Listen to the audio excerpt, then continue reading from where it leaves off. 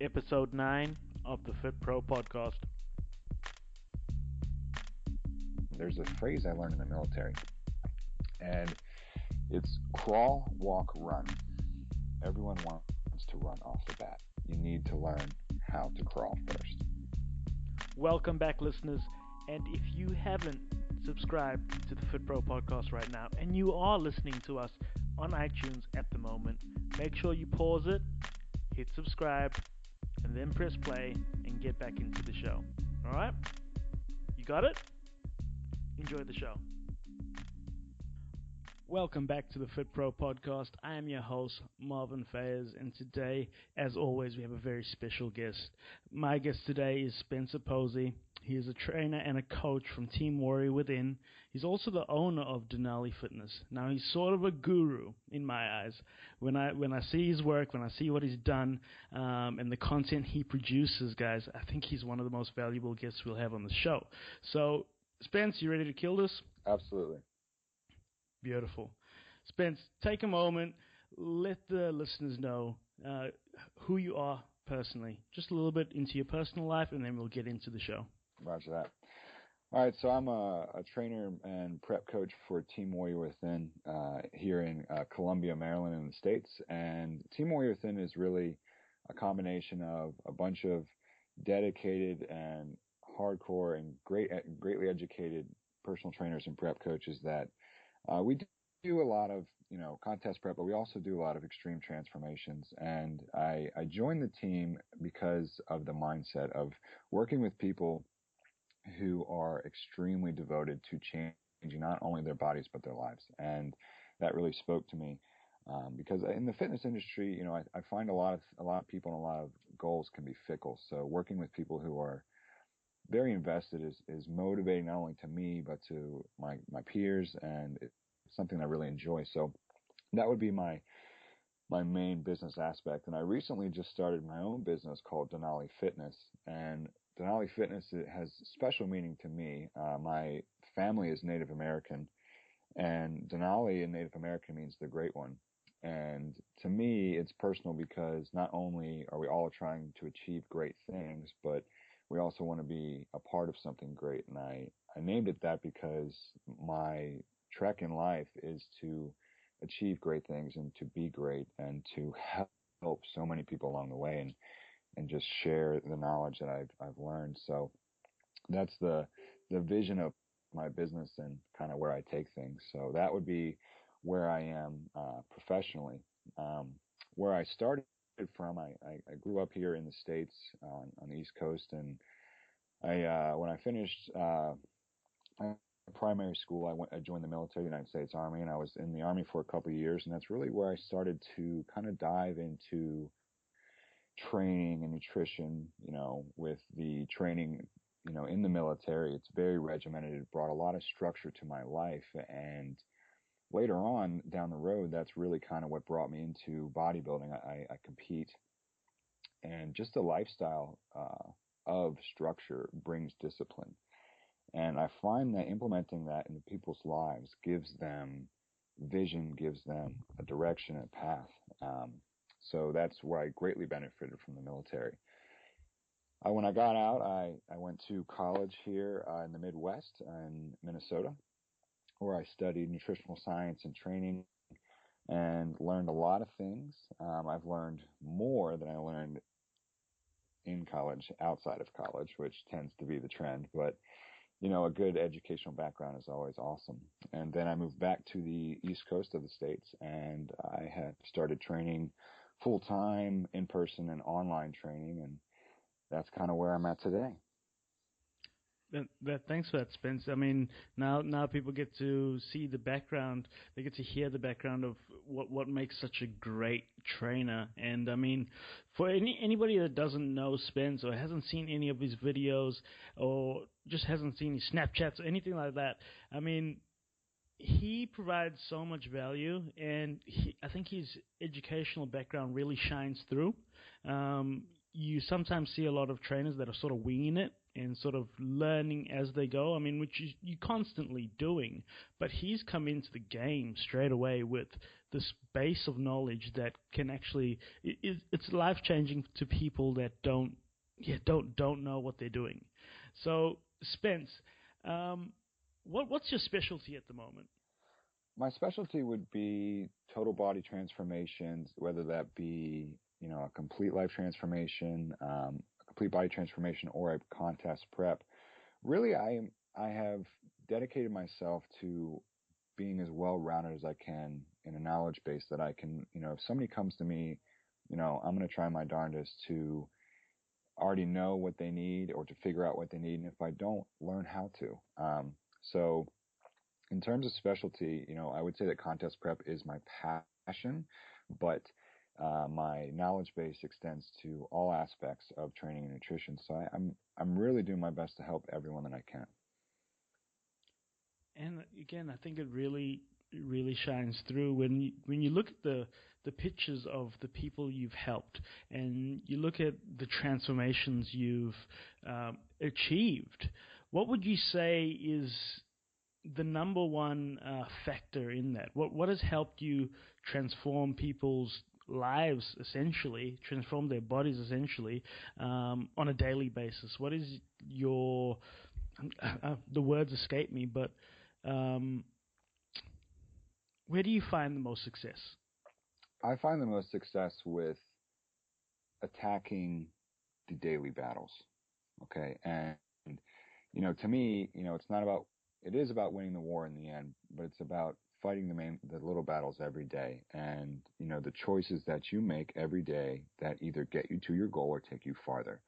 I believe that the mind is the most powerful thing, and it really controls all aspects of life. So if you can learn to control your mind, control the way you think, and put it towards a certain goal, whether it be, with a lot of my prep clients, when they're hungry, I'm like, hey, can you mentally block that off until your next meal? Can you do what it takes mentally to achieve that? And with the regular populations, it's very hard because they are so caught up in everything that is life that they really don't spend a lot of time thinking. And I really believe that, without all the nutrition and the training, yes, that is 100%, what's going to help you, but you first have to tackle the mind. And that's a big component for me. I think mindset sometimes gets overlooked. When normal trainers are trying to transform bodies, when they're trying to transform people, Mm-hmm. I think that educational side of actually being able to help them mentally is one of the biggest downfalls when it comes to normal personal trainers, normal coaches. Do you agree with that? Absolutely. And I sometimes get caught up in it. I really want this person to change, but drive is internal. I can't make you want it. And I was just writing to a client the other day that it's kind of beating a dead horse, but the term "how bad do you want it" really does apply. Yeah, and I mean, there's what I've learned over time is that there's two types of pain. There's the people that are running away from pain, and the people that need that pain to be their motivation. Mm-hmm. Now, when people are getting ready for competitions, when people are comp prepping, do you find that most people, obviously they want it, they have to want it to be able to step on stage at the ridiculous body fats they need to be at? Now, would you say what's the main motivation for somebody getting on stage nowadays? Because it's changed a lot. Oh, Lord, has it changed? And I will start with what's recent, and I'll go to what I used to see in the past. Now, recently, because of the explosion of competing, it's almost become a fad.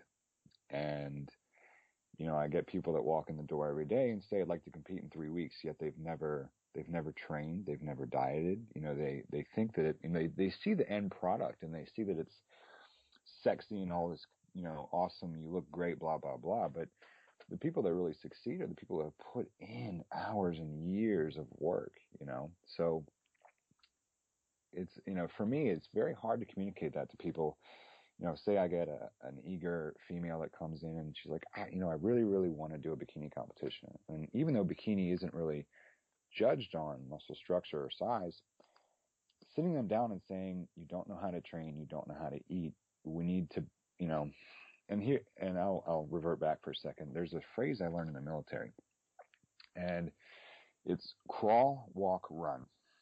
Everyone wants to run off the bat. You need to learn how to crawl first. And that's the best way I can explain this to people without being so blunt and saying no. I try to get them to understand to accomplish the small things, learn how to move, learn how to contract your body, learn how to use proper biomechanics and form, and then we can move on. And ultimately, that's not always what they like to hear, but I think long-term they respect that. Absolutely, and I mean, it's definitely a marathon. It's not a sprint, especially if you're brand new. Yeah. And what's the best advice you can give to the aspiring bodybuilders that want to get on stage at some point? And what's the best advice you can give them looking to get on stage? My best advice would be to educate yourself on different training styles, different nutrition styles. The best diet is the one that you're not on.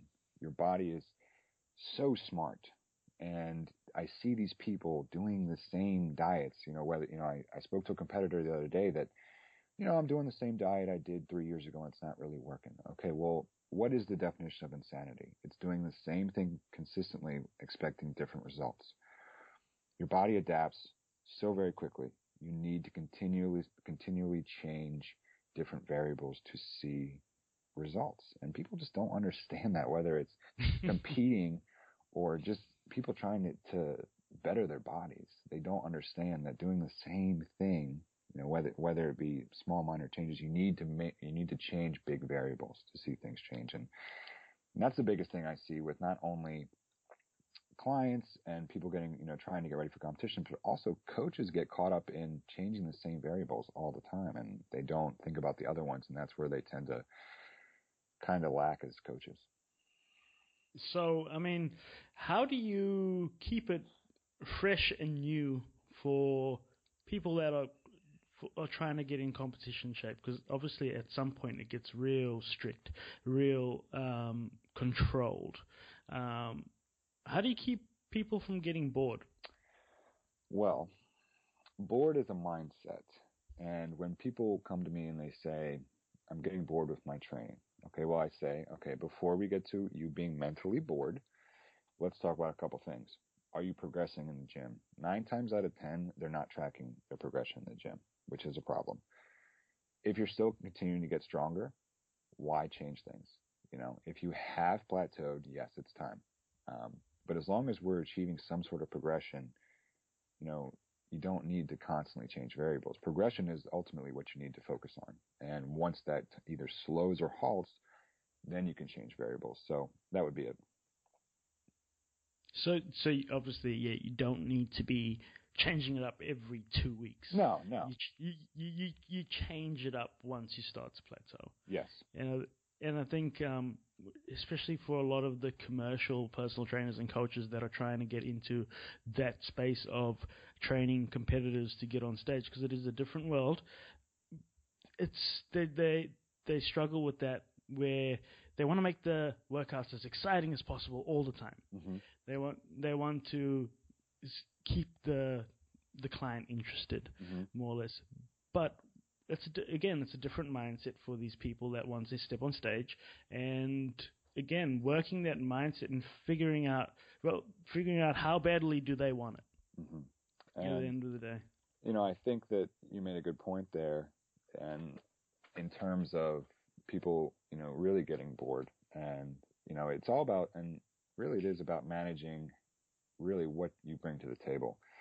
You don't need to change things all the time. You need to, and I think when a lot of people they want to manipulate all the variables at one time. Let's change cardio and diet and training. Why don't you literally change one variable, suck the life out of it, and then move to the next? Yeah, and I've seen it. I've been on that side of things. I've been a shit trainer before. Mm-hmm. Again, this is how you learn. Absolutely. So for all the trainers out there that are constantly changing everything, just stop doing that. Change a little bit at a time, Mm-hmm. and you'll find the results will come a lot quicker. Absolutely. Now, Spence, moving on, let's get on to track with the questions that we need to ask. So Okay. the first main question, obviously, is, as a fitness professional today, how do you generate revenue? I generate revenue through online training and in-person training. I'm trying to build my online training. I believe it's a great way to achieve your goals in an economically reasonable fashion. It's not too expensive. You know, in-person training can get expensive if you want to do it a lot. And a lot of people, whether it be life or for economical reasons, can't really do that. So I believe that it's a really great way to learn and communicate with someone as to your goals and to learn. But those are the two ways, yes. Okay, cool. So, percentage-wise at the moment, where are you at in terms of your online training versus your physical training, and where would you like to be? I would say online to in-person, it's about 60-40. Down the road, I'm very much interested in just absorbing a lot of information and absorbing a lot of education. So I'm moving more towards a lot of online training, more because, like I said, I can help more people and it's more time efficient. So, you know, the one-on-one personal training is great. I do enjoy it, and I enjoy working with the people that I work with because they're great and they're motivated and we have a great time. But in terms of time efficiency and being able to help more people, which is ultimately what I want to do, is help as many people as I can, I would like to move more towards online training. Definitely. I mean, with online training, there's the reach factor. Absolutely. And you can help way more people at a lower price point. Now, I believe that that's obviously the future of personal training, but there's always going to be a place for the physical side of things. Mm-hmm. What advice can you give anybody that's trying to get into online personal training? My first piece of advice would be evaluate how, when you reach out to someone who does online training, evaluate how they get back to you, okay? Evaluate what they look for from you, okay?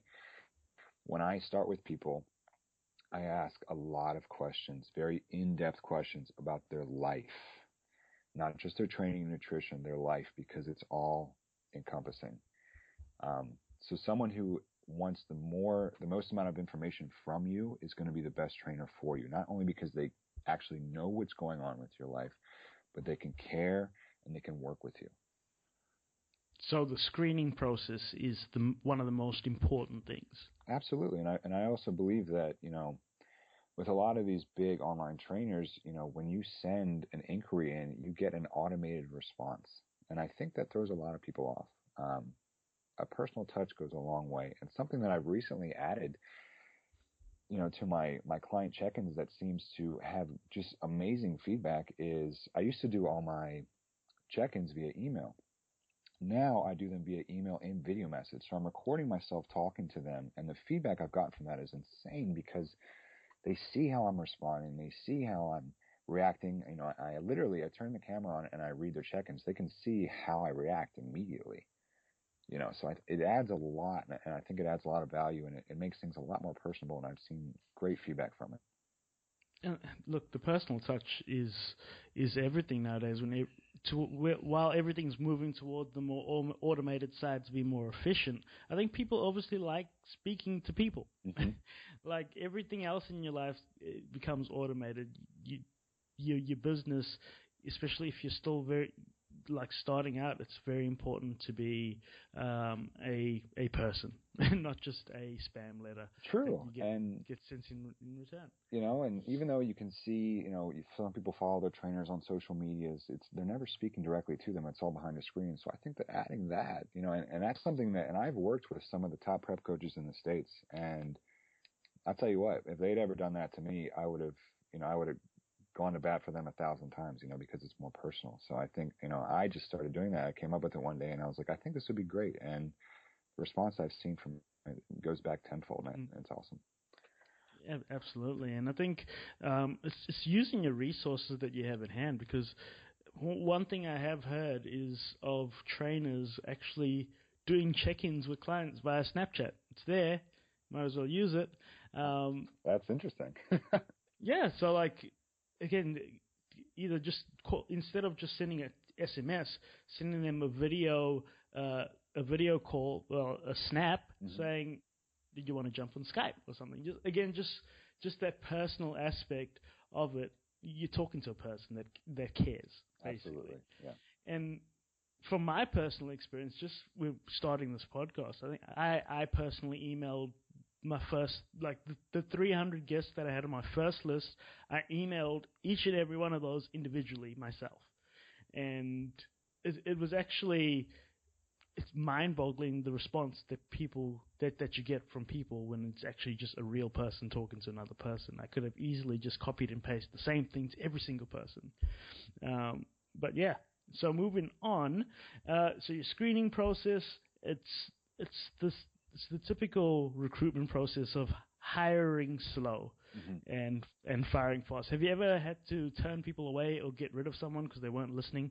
Absolutely. The most important thing to me is time. And when someone is wasting my time or wasting their time by either not being motivated, consistent, or disciplined, I would rather have my time than their money.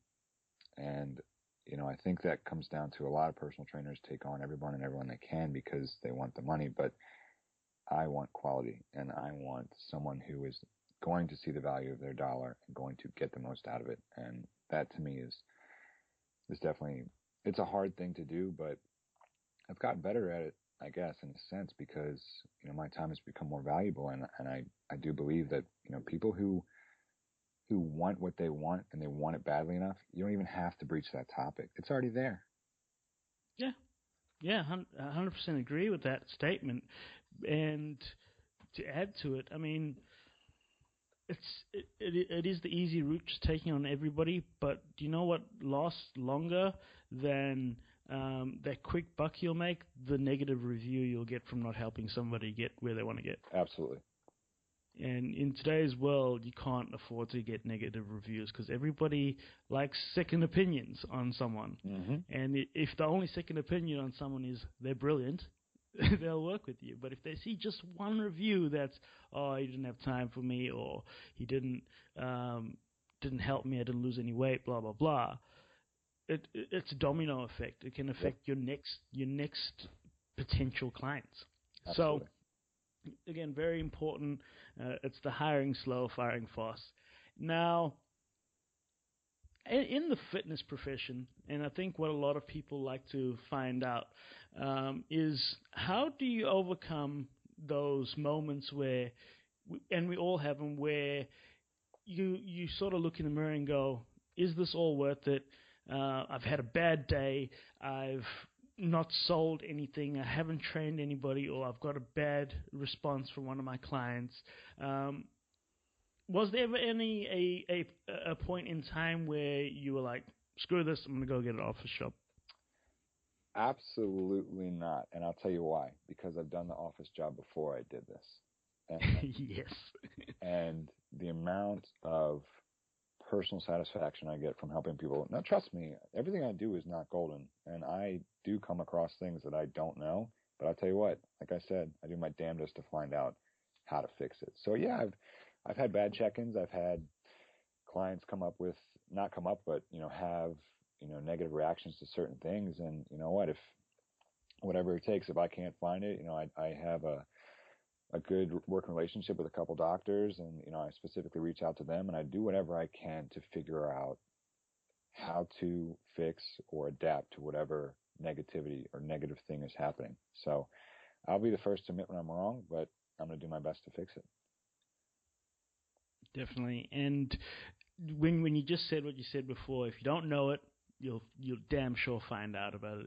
It actually reminds me of the scene from Pursuit of Happiness, where Will Smith goes into one of the meetings dressed in cloths, basically, because he spent the night in prison, and the person interviewing him says, what would you do in the situation, blah blah, when you don't know what you're doing? He's like, well, if you ask me and I tell you I don't know what I'm getting lost here. If you ask me and you tell me that I don't know what you're talking about, the next day I will, because I'll find out. Absolutely. And I think a lot of trainers can definitely benefit from that, because you don't know everything, and it's very important to admit when you don't know. Absolutely. It doesn't make you weak. It doesn't make you less of a trainer. It doesn't make you less of a coach. What makes you a better coach is coming back the next day knowing. Yep. So very, very important. And I mean, you're definitely a testament to knowing a lot of shit. You know a lot of things, right? And do my best. Probably want I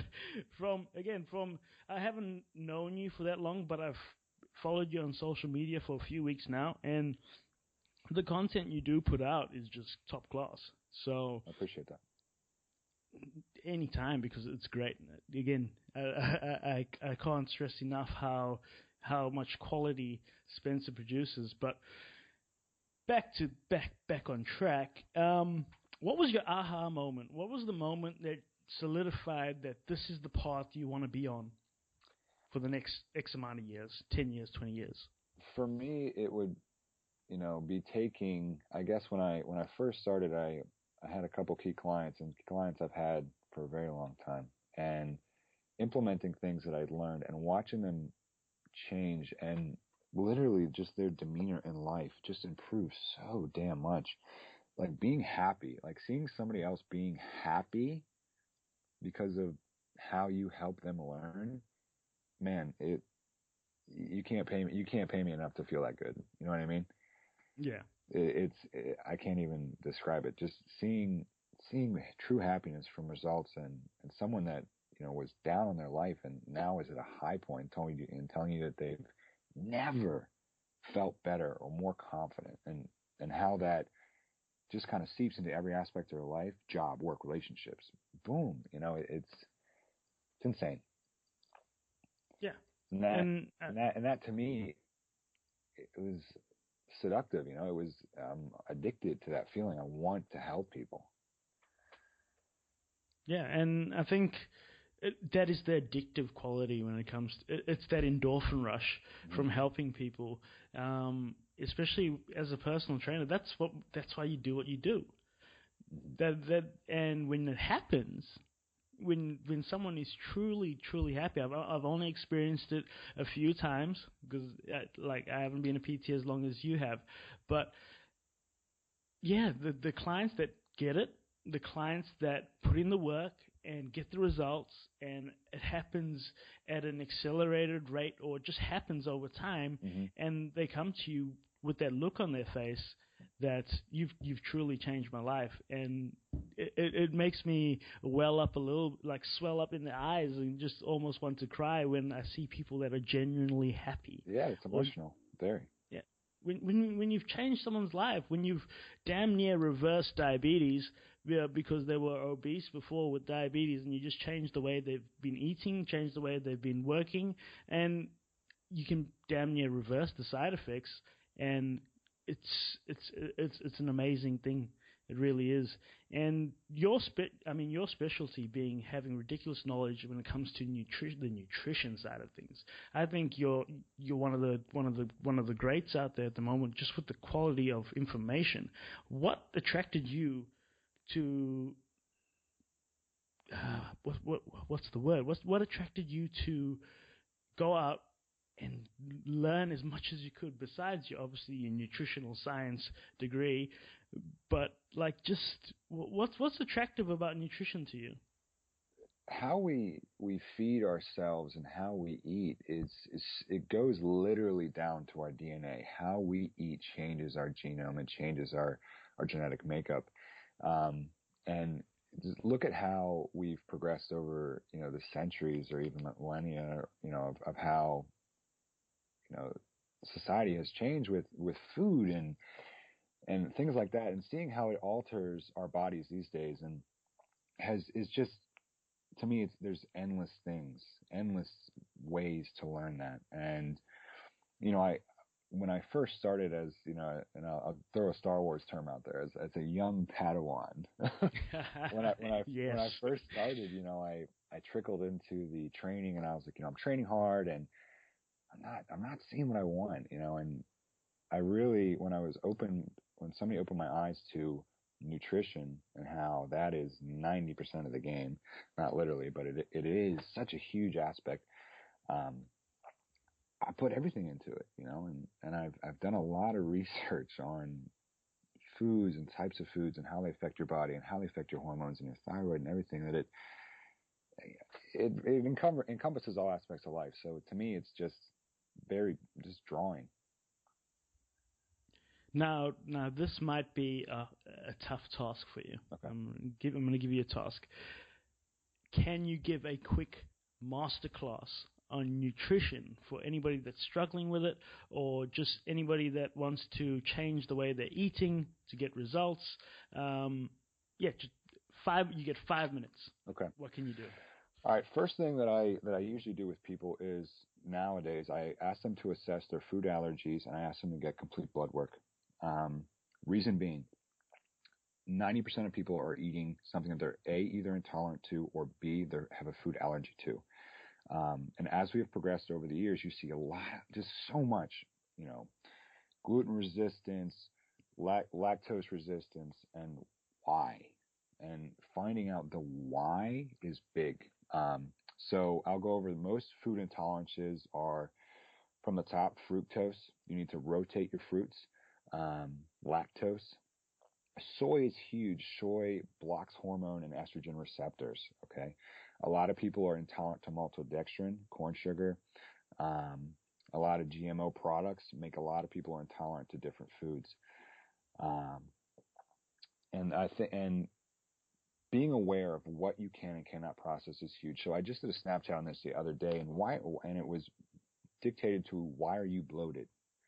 And the first thing would be, get a food allergy test. Go to a doctor, go wherever you can, figure out what foods exactly your body does not respond well to. I literally had one done, and broccoli came up. Like, what? Broccoli? Seriously. And, I took it out, and I pulled it out of my diet, and I saw responses. I felt better. I wasn't bloated, etc. So you never really know what things you may be intolerant to. And the key is that to get them every once in a while, because things can change. And that is the end of part 1 of a 2-part series of episode 9. Now, listeners, I need a little bit of feedback. This is the point in time where I can ask for some feedback, because it's the end of the podcast. So if you're looking for tips, this is when you do it, listeners. Okay, so do you like these 2-part episodes? Do you hate them? Would you prefer getting the entire interview all at once, or are you loving getting these bite-sized pieces of content in a more digestible format?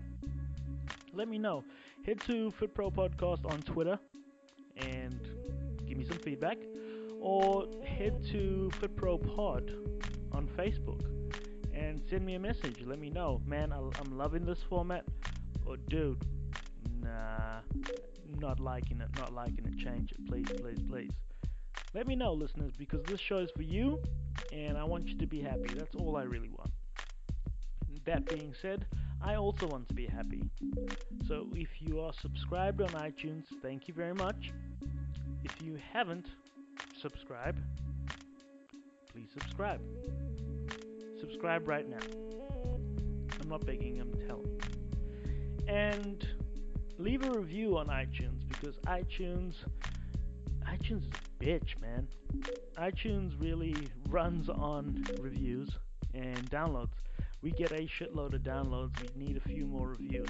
So if you want to be my hero, baby, just leave me a review. It would mean a lot.